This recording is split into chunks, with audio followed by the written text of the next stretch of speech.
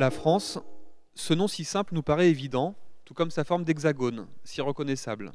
Et pourtant, il a fallu des milliers d'années pour constituer ce que nous appelons aujourd'hui la France. Des premiers homininés venus d'Afrique il y a 1,2 million d'années aux Françaises et Français d'aujourd'hui, des peuples se sont succédés et mélangés sur ce territoire. Cette longue histoire a été marquée par des dates, des moments de rupture. Aujourd'hui, nous en avons choisi 3 parmi les 34 que comporte notre atlas.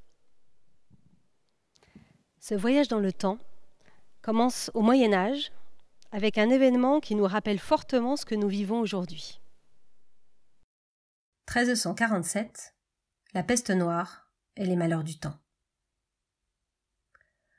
En 1347, le royaume de France est divisé en 3 parties.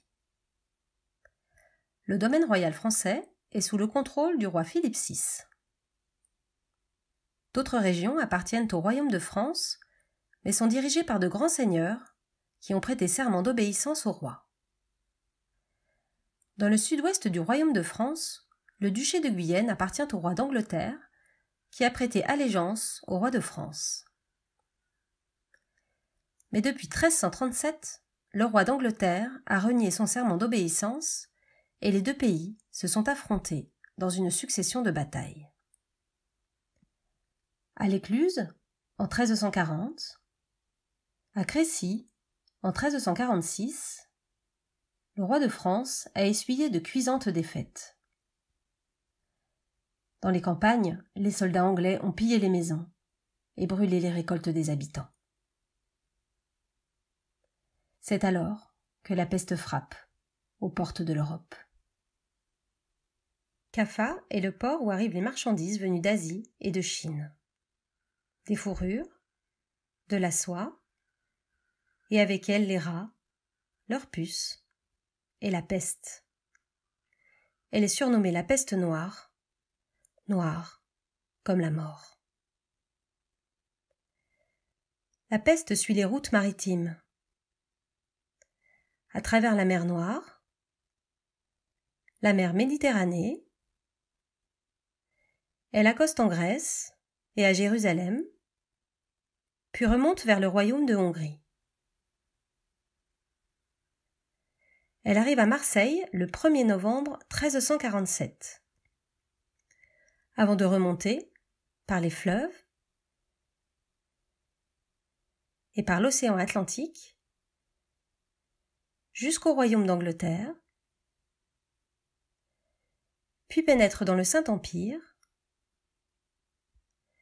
et enfin dans les principautés russes.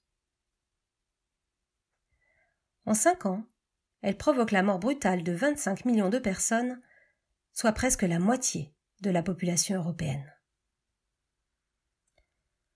À l'époque, on ne sait pas d'où vient la peste, ni comment elle s'attrape. Pour certains, cette épidémie est une punition envoyée par Dieu. Il faut expier ses fautes.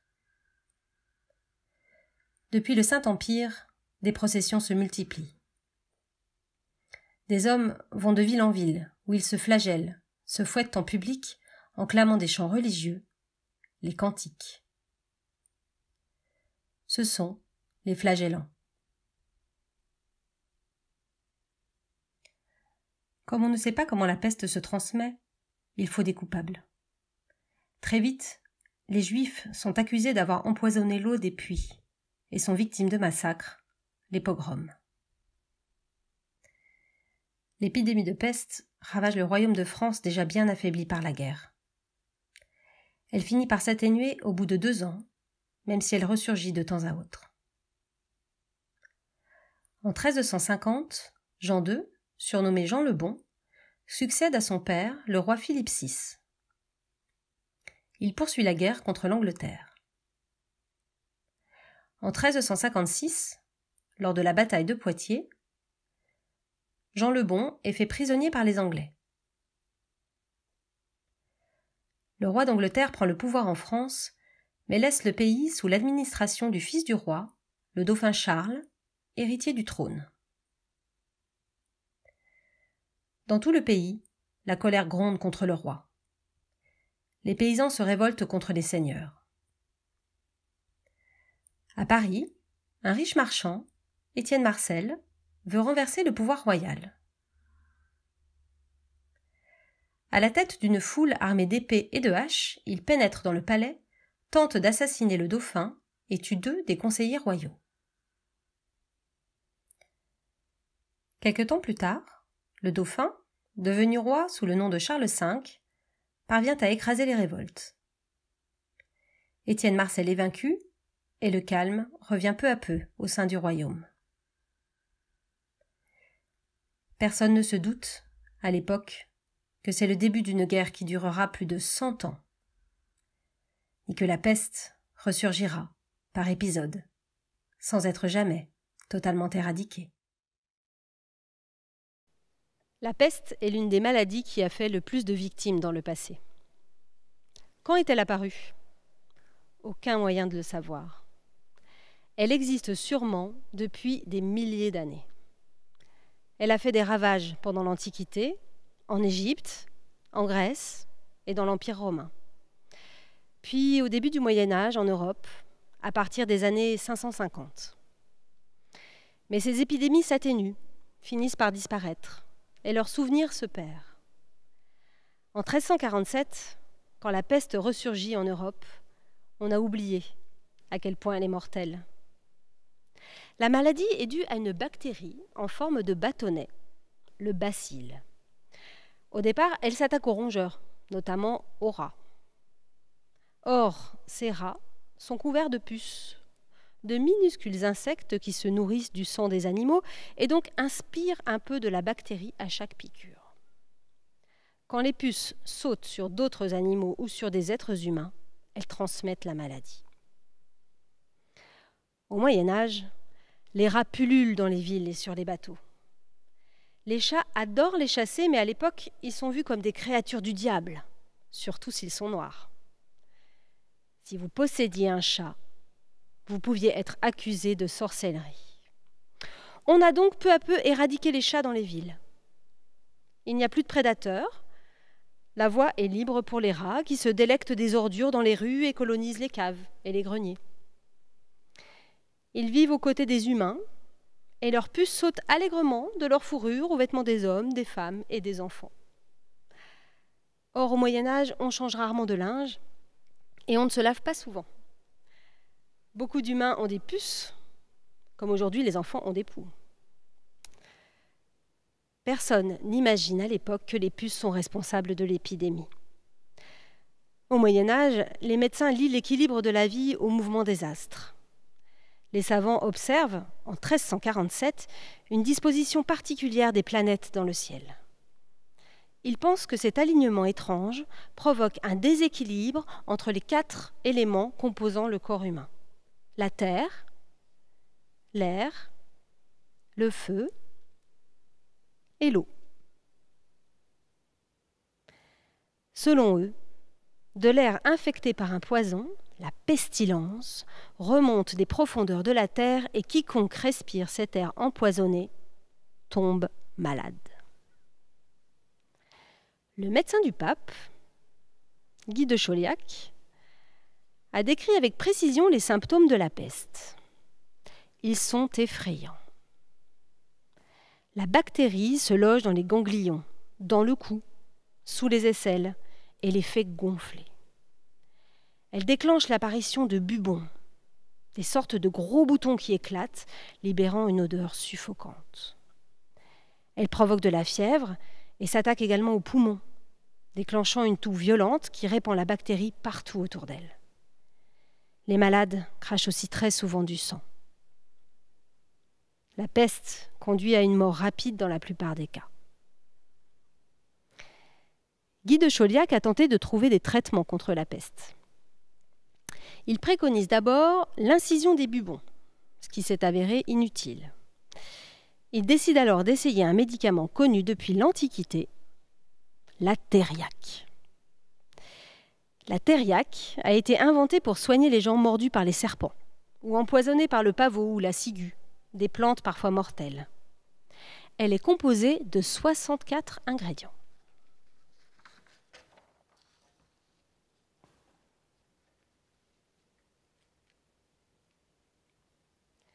Recette de la thériaque.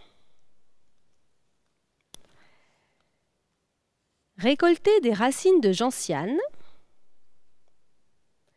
du bois d'aloès, des feuilles de laurier, des pétales de rose rouge, du poivre, des fruits de fenouil, de l'écorce sèche de citron, des champignons de Paris, du sucre de réglisse, de la mie de pain. Mettre ces ingrédients à sécher. À l'aide de graines de pavot, fabriquer un peu de poudre d'opium. Capturer et tuer un castor. Prélever les petites glandes situées sous sa queue, en extraire une huile odorante, le castoreum. Capturer et tuer une vipère.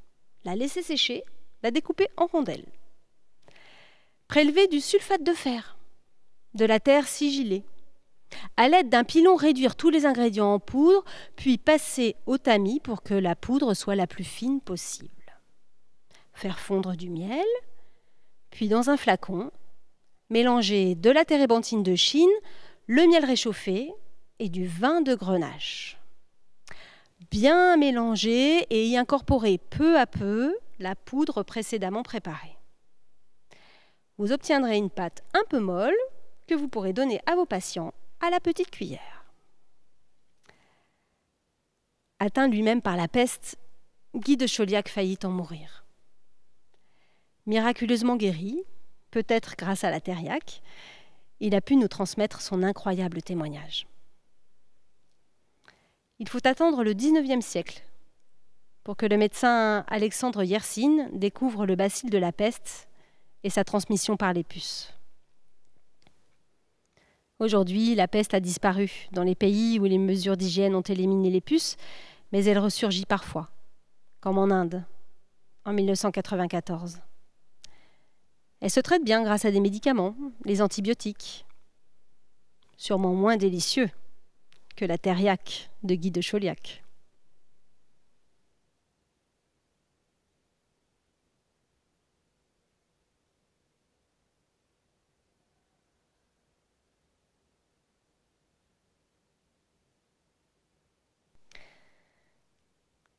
Après la peste noire, les rois de France récupèrent les territoires pris par les Anglais et renforcent peu à peu leur pouvoir. Au fil des siècles, le royaume de France devient une monarchie absolue. Louis XIV, le roi Soleil, en est l'incarnation. Il concentre tous les pouvoirs. Le règne de Louis XIV marque l'apogée de la monarchie. Suivant son modèle, son petit-fils Louis XV et son arrière-petit-fils, Louis XVI, gouvernent sans se soucier des revendications du peuple. À la fin du XVIIIe siècle, la colère gronde.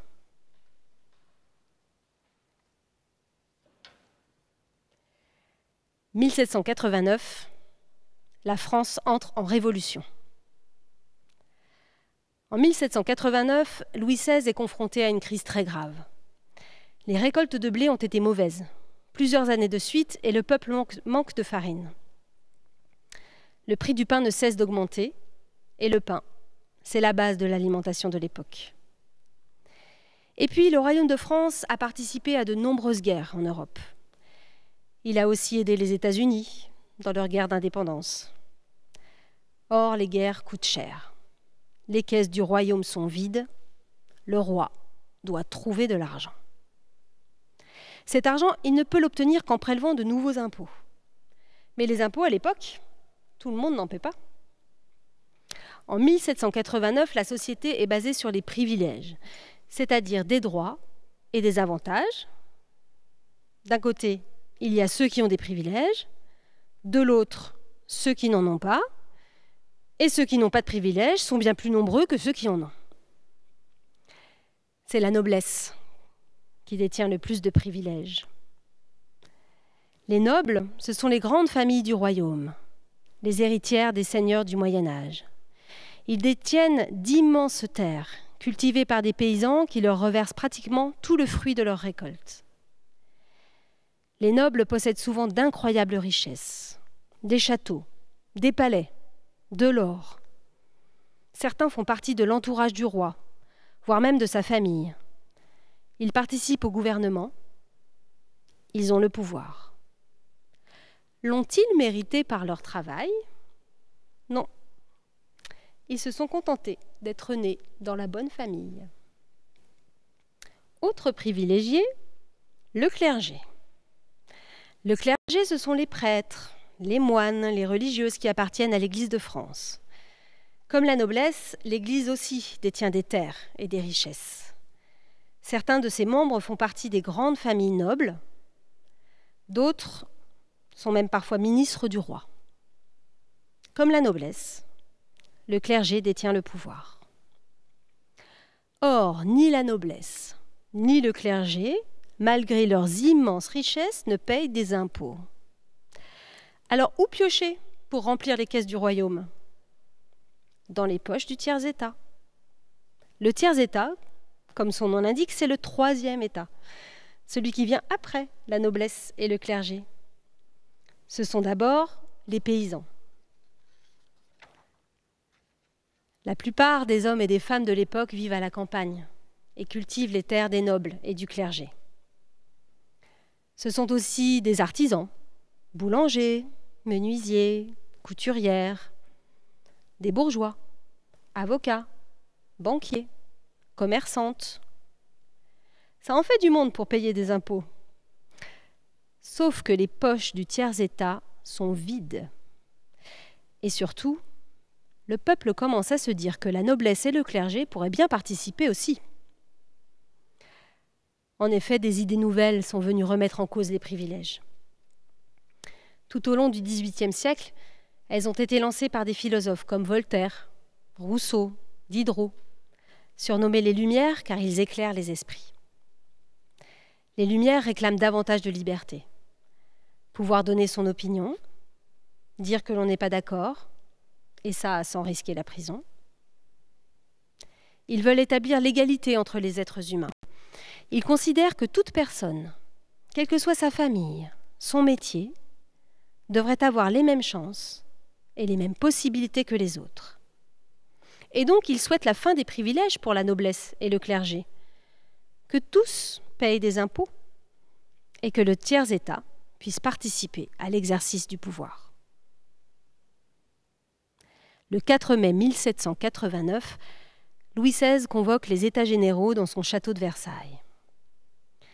Les États généraux, c'est une réunion de représentants, un peu comme des délégués de classe, qui appartiennent soit à la noblesse, soit au clergé, soit au tiers-état. Ces représentants n'ont pas un pouvoir important face au roi, mais ils détiennent tout de même celui de l'autoriser à lever des impôts. Le 4 mai 1789, les représentants du tiers-état sont bien décidés à réclamer des réformes politiques. Mais au bout de quelques semaines, ils se rendent à l'évidence. Le roi ne veut rien changer.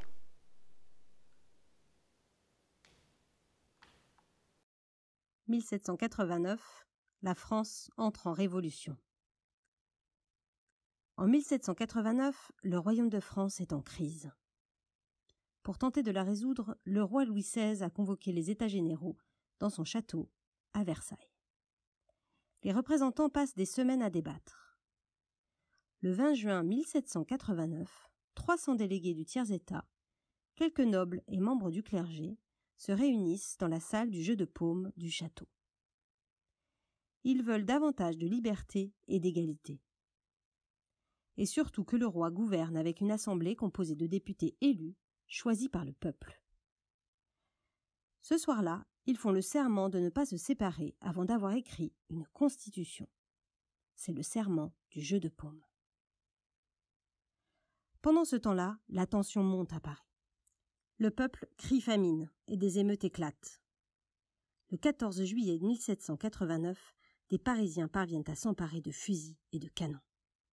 Mais il leur manque de la poudre et des balles. Le bruit se répand.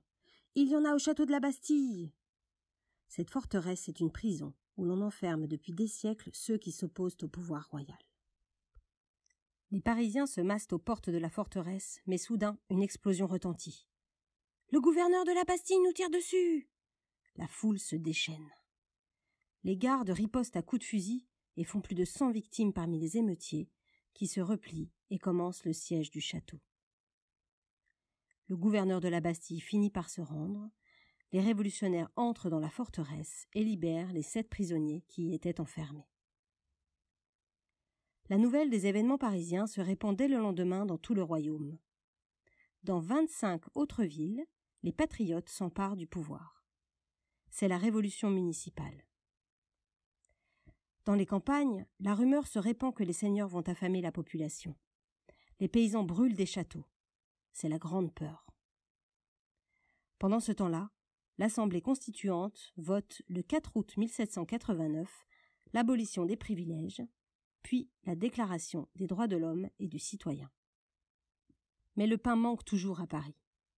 Le 5 octobre 1789, 6000 femmes marchent sur Versailles pour obtenir une partie des réserves de farine du roi. Quand elles parviennent au château, les grilles sont fermées. Elles crient « On veut le boulanger, la boulangère et le petit mitron !» Le roi leur promet du pain, mais d'autres insurgés surviennent. Ils forcent le souverain à quitter Versailles pour s'installer à Paris. Affolés, beaucoup de nobles s'enfuient vers les pays voisins de la France. Espagne, Italie, Suisse, Belgique et Angleterre. Les autres pays européens sont des monarchies. Ils sont opposés à la Révolution française. Les Prussiens et les Autrichiens deviennent, peu à peu, des ennemis de la France. La Révolution se termine en 1802, avec la prise de pouvoir de Napoléon qui y crée un empire. Commence alors tout au long du XIXe siècle l'un des épisodes les plus tourmentés de l'histoire de France. Révolution et monarchie alternent, et il faut attendre 1870 pour que la République s'impose enfin. Mais 1870 marque également le début d'un conflit dramatique entre la France et la Prusse, qui deviendra l'Allemagne. Ce conflit aboutit à la Première Guerre mondiale en 1914-1918, dont la France et ses alliés sortent gagnants. Pendant les années 1930, l'Europe subit une grave crise économique et politique. L'Allemagne, elle, veut prendre sa revanche. 1939-1945, une guerre totale. En 1939, l'Allemagne est dirigée par les nazis. L'Italie, elle, est dirigée par les fascistes. Ces 2 pays sont des dictatures où les libertés sont régulièrement bafouées. Ils sont surnommés les forces de l'Axe, du nom de l'axe entre Rome et Berlin, et ils sont liés par un pacte. À la fin des années 1930, le chancelier allemand, Adolf Hitler, a voulu agrandir ce qu'il nomme l'espace vital de l'Allemagne. Il a déjà annexé l'Autriche en 1938, puis la Tchécoslovaquie, sans que ni la France, ni son allié, le Royaume-Uni, ni les autres pays européens ne réagissent. L'Allemagne et l'URSS ont signé un pacte de non-agression. En cas de guerre, elles ne combattront pas l'une contre l'autre. Le 1er septembre 1939, Hitler envahit la Pologne. Le 3 septembre, la France et le Royaume-Uni déclarent la guerre aux forces de l'Axe. Les troupes françaises sont mobilisées aux frontières avec l'Allemagne en prévision d'une invasion. Mais en mai 1940, l'Allemagne attaque par surprise les Pays-Bas et la Belgique, puis envahit la France par le nord. En quelques semaines, l'armée française est balayée et capitule. Le 22 juin 1940, l'armistice entre la France et l'Allemagne est signé. Une ligne de démarcation sépare le territoire en 2. Au nord, la France est occupée par les Allemands. Au sud, une zone que l'on appelle la zone libre est administrée par l'État français, dirigé par le maréchal Pétain depuis la ville de Vichy. Ce régime collabore avec l'Allemagne nazie. Cependant, certains Français résistent. Le général de Gaulle et une partie de l'armée française, dont des femmes, rejoignent le Royaume-Uni pour continuer le combat aux côtés des Alliés. C'est la France libre. Une partie de l'armée des colonies la rejoint. Fin 1940, les forces de l'Axe occupent presque la totalité de l'Europe. Quant au Royaume-Uni, il est bombardé sans relâche par l'aviation allemande. En novembre 1940, le Japon, qui occupait déjà la Corée et une partie de la Chine, rejoint les forces de l'Axe. La guerre s'élargit à la zone asiatique. En juin 1941, Hitler rompt son pacte avec l'URSS et l'envahit. L'Union soviétique se range donc aux côtés des Alliés, tandis que les combats font rage sur le front de l'Est. En décembre 1941, le Japon attaque la base américaine de Pearl Harbor, dans le Pacifique. Les États-Unis, restés neutres jusqu'alors, entrent en guerre aux côtés des Alliés. Par le jeu des empires coloniaux, la quasi-totalité de la planète se retrouve engagée dans le conflit. Très peu de nations restent neutres. Dans tous les pays qu'ils occupent, les nazis instaurent la dictature et terrorisent les civils. Ils organisent la déportation de millions de juifs, mais aussi d'homosexuels, de tziganes, de communistes, qui meurent dans des camps de concentration. Auschwitz, en Pologne, est le plus connu d'entre eux. Le génocide juif est le plus meurtrier de l'histoire. Il a fait 6 millions de victimes. L'année 1942 est le tournant de la guerre.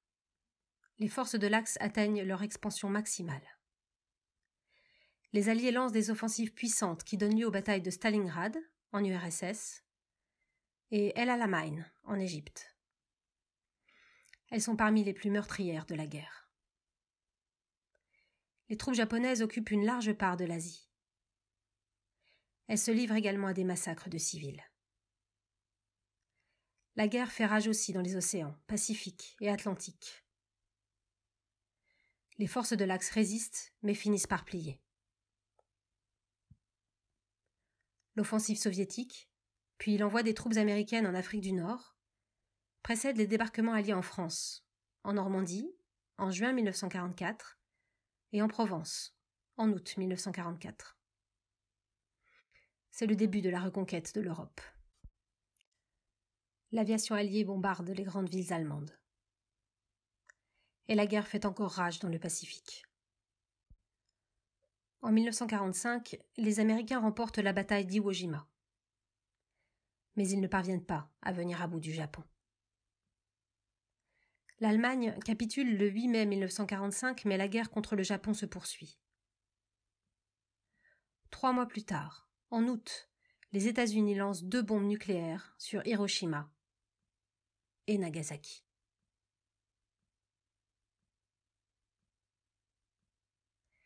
Cette guerre, la plus meurtrière de l'histoire de l'humanité, a fait plus de 60 millions de morts. Comment ont vécu les Français pendant ces 6 années de guerre ? À partir de juin 1940, le nord de la France est occupé par les nazis.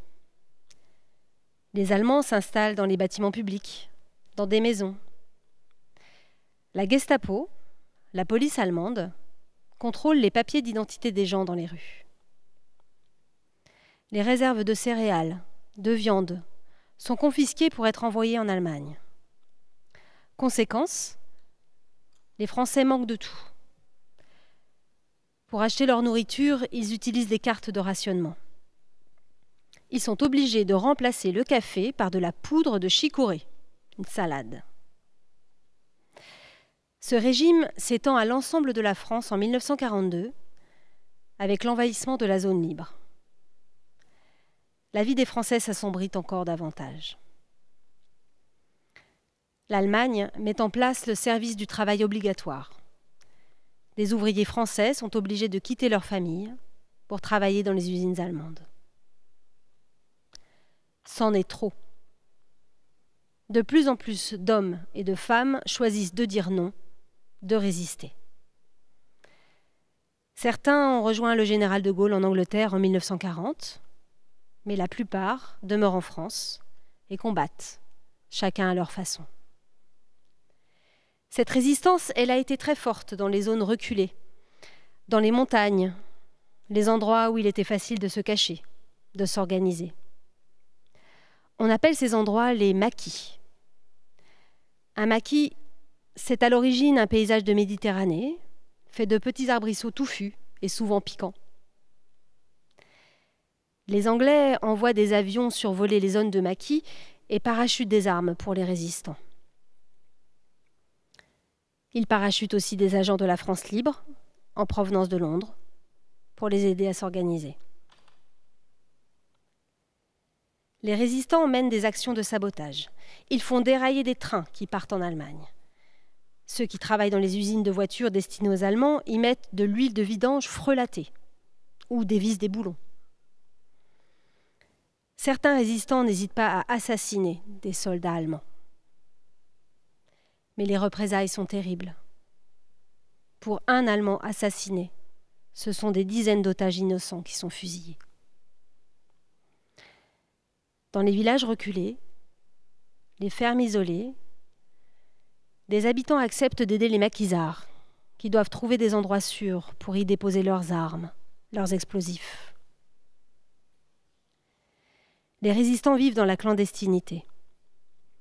Ils doivent se cacher des nazis et de la police française qui les traque sans relâche.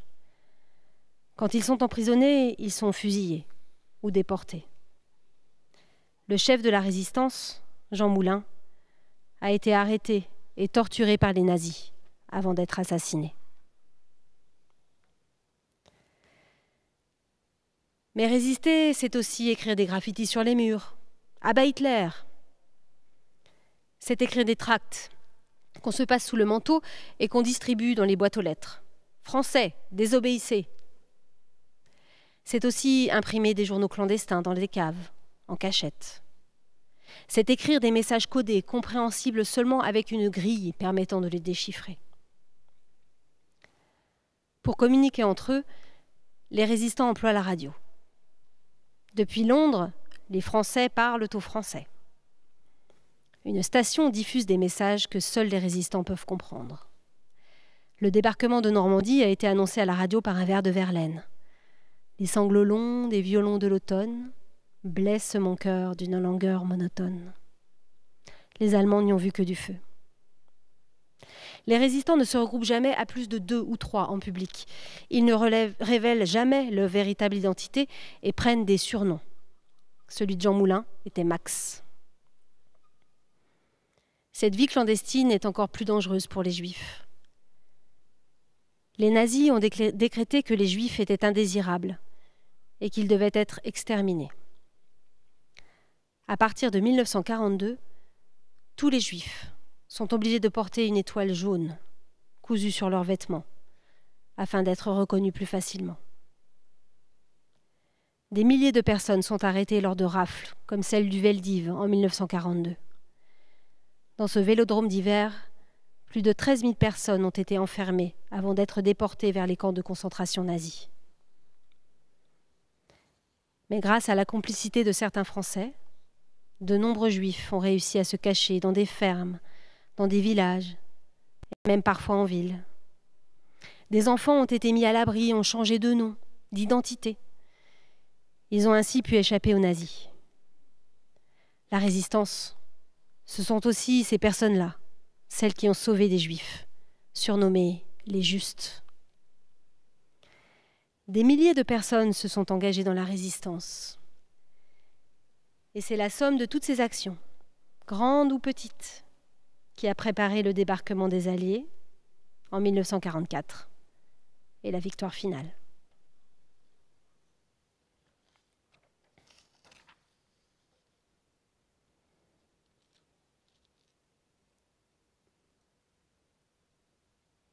« 76 ans après la fin de la Seconde Guerre mondiale, nous avons l'impression de vivre un moment historique. Pourtant, il nous est impossible de dire aujourd'hui si cette épidémie de Covid-19 fera date. Nous en avons la certitude. Connaître le passé nous permet de bien vivre le présent et surtout de tenter d'imaginer un meilleur avenir. Et cet avenir est entre nos mains.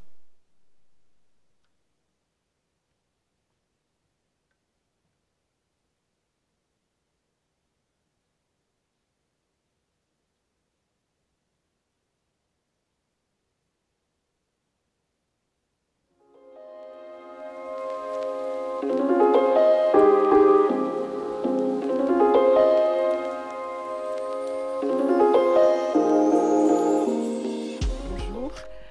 Alors, je suis heureuse d'être en compagnie de Julien Billaudot et Jessie Magana pour parler de ce très beau livre, l'Atlas d'histoire de France, qui s'intitule aussi D'où vient la France. Alors, je vais simplement, pour commencer, un atlas historique. Voilà, c'est déjà deux notions qui ne sont pas toujours évidentes, c'est-à-dire allier le côté géographie et le côté historique en même temps. D'où c'est venu? C'est venu d'une idée un peu folle. On avait déjà travaillé sur un atlas, Laure Flavigny et moi, et Aurélie Boissière, qui est la cartographe de cet atlas, un atlas précédent qui s'appelait Comment va le monde, qui est un atlas de géographie. Et quand on l'a terminé, même si c'était un énorme travail, on s'est dit, mais en fait, il faudrait faire la même chose, mais sur l'histoire de France. Et l'idée, c'était justement de permettre aux enfants de prendre la mesure de ce territoire qui nous paraît très évident. Hein, comme on le dit en introduction, pour nous, voilà, quand on pense à la France, on pense à l'Hexagone, à sa forme reconnaissable. Et en fait, on se rend compte qu'au fil de l'histoire, ce territoire, il a complètement évolué. Les frontières, elles ont changé. Et surtout, les personnes qui sont venues habiter sur ce territoire sont venues d'ailleurs, se sont mélangées, ont donné lieu à de nouvelles cultures. Donc c'était un petit peu l'idée justement de pouvoir appréhender à la fois ces dimensions territoriales mais aussi humaines de l'histoire. Est-ce que aussi le passage du temps, parce que souvent ce que les enfants ont du mal à réaliser, c'est justement ce passage immense du temps. Est-ce que ça a été aussi une des questions que vous avez essayé de traiter au départ? Alors ça a été très compliqué au départ de faire le choix des dates qu'on allait mettre en avant. Donc on en a sélectionné que 34 sur la longue histoire, parce qu'on démarre à la préhistoire, on démarre il y a 1,2 million d'années, avec l'arrivée des premiers hominidés venus d'Afrique en Europe, et on termine en 2015. Donc effectivement, ce temps long, il est très difficile à appréhender pour les enfants.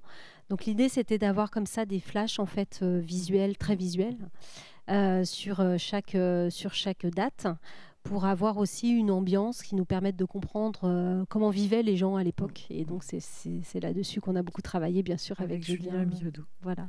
Alors, est-ce que c'est une commande au départ? Non, c'est une idée qui nous est venue avec Laure Flavigny. D'accord, et que Actes Sud Junior a bien voulu accepter. A accepté, tout à fait. Alors, je crois que vous n'êtes pas tous les deux dans la conception de cet atlas. Vous avez donc Laure Flavigny qui travaille essentiellement sur le texte, sur les idées que vous voulez mettre en avant. C'est ça, sur l'analyse historique? Oui, alors on a travaillé aussi avec Joël Cornette, qui est l'historien qui a relu l'ensemble de l'atlas, parce qu'on avait besoin quand même si on est toutes les deux un peu férus d'histoire, on avait quand même besoin d'un œil scientifique.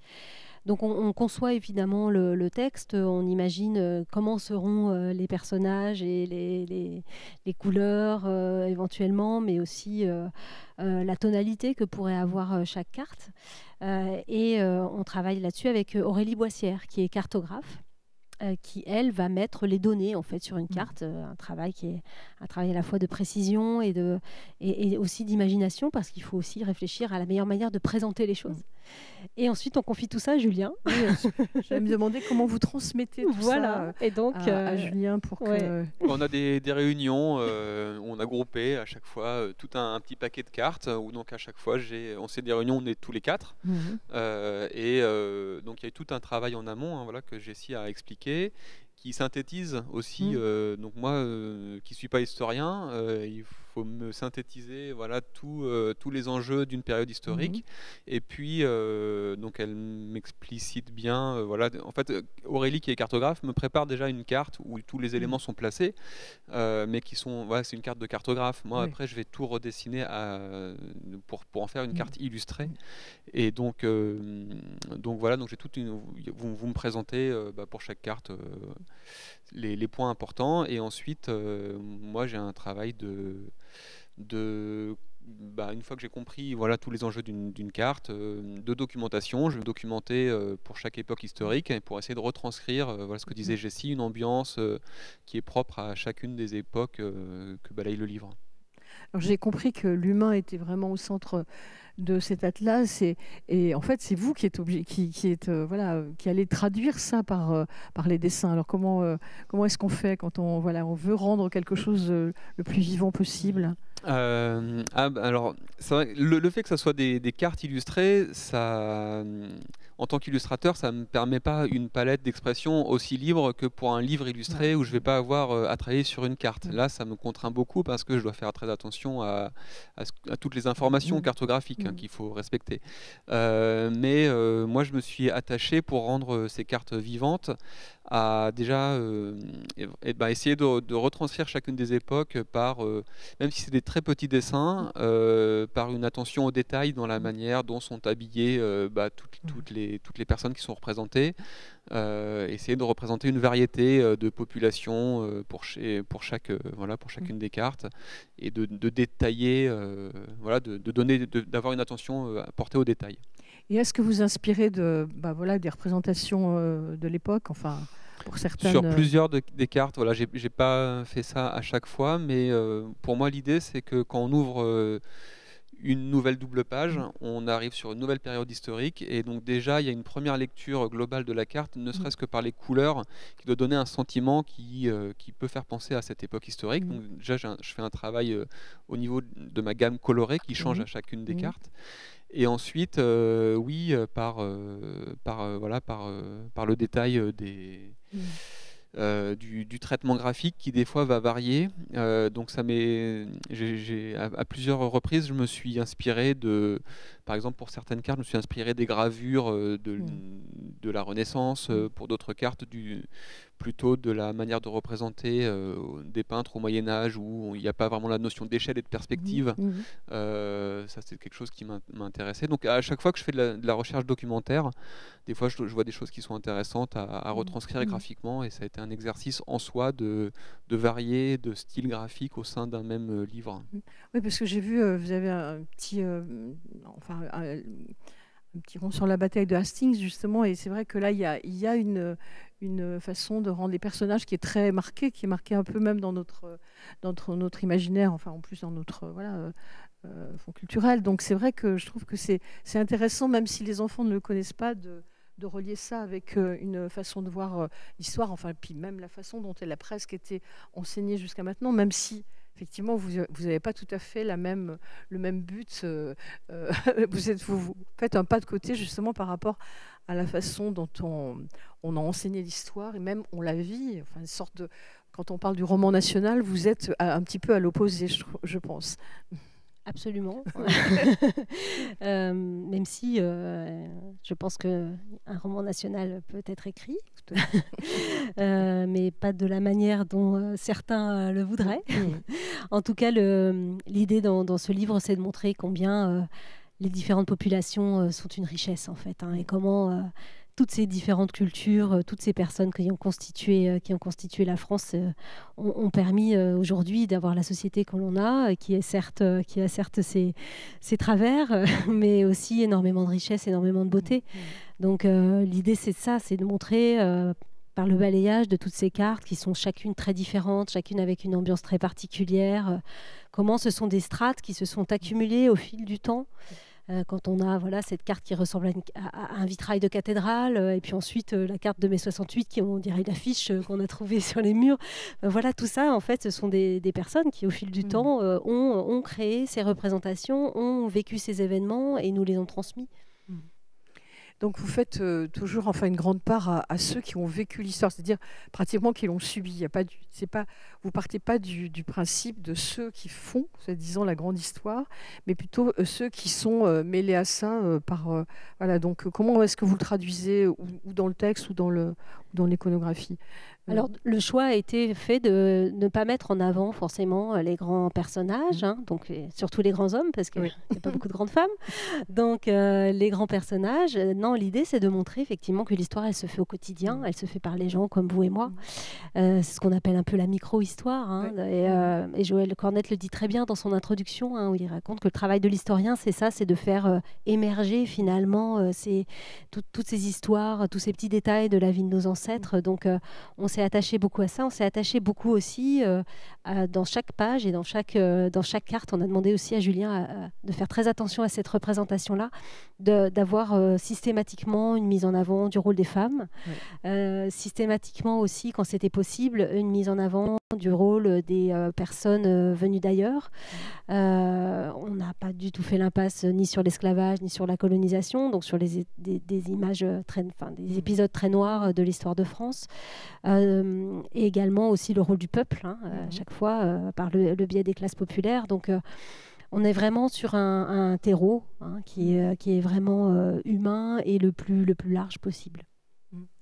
Mais est-ce que vous pourriez raconter une histoire uniquement de ce côté-là, uniquement du côté du peuple, sans faire apparaître forcément les grandes... On est obligé d'avoir quelques figures comme ça, mais alors du coup, on a contrebalancé ça en mettant en avant des figures méconnues. Voilà, c'est ça. Oui. Ouais. C'est vraiment... Donc évidemment, on a De Gaulle, on a Napoléon, parce qu'on ne peut pas ne pas les citer, c'est impossible, on a Louis XIV. Mais on a essayé de mettre en lumière aussi des personnages méconnus, comme les femmes qui sont allées marcher sur Versailles pour réclamer du pain, ou Toussaint l'Ouverture, par exemple, en Haïti. Voilà, on a essayé à chaque fois comme ça de faire des... Christine de Pisan au Moyen-Âge. Ouais. On a essayé comme ça à chaque fois de contrebalancer finalement l'espèce d'histoire officielle en montrant qu'il y avait aussi d'autres personnes qui étaient dans l'ombre et qui méritaient d'en sortir. Et vous, quand vous avez à dessiner, illustrer, je ne sais pas comment on dit, excusez-moi. Les deux, parce que j'ai l'impression quand même que vous utilisez aussi beaucoup la technique du collage, un petit peu, non? Ou est-ce que alors non, cette fois-ci pour cet atlas, j'ai travaillé vraiment beaucoup plus que d'habitude directement à la tablette graphique avec l'ordinateur, parce que du fait de devoir toujours réduire certains... En fait, j'ai passé beaucoup de temps à synthétiser mes images pour en faire comme des petits pictogrammes. Ils sont vraiment très petits et j'ai passé beaucoup de temps à les placer les uns par rapport aux autres, parce que des fois j'ai une rivière qui passe à un endroit, une ville qui est à côté, et puis il y a plein d'événements qui sont concentrés les uns à côté des autres, donc il a fallu beaucoup placer, déplacer et déplacer des éléments, donc je ne pouvais pas travailler de manière plus traditionnelle.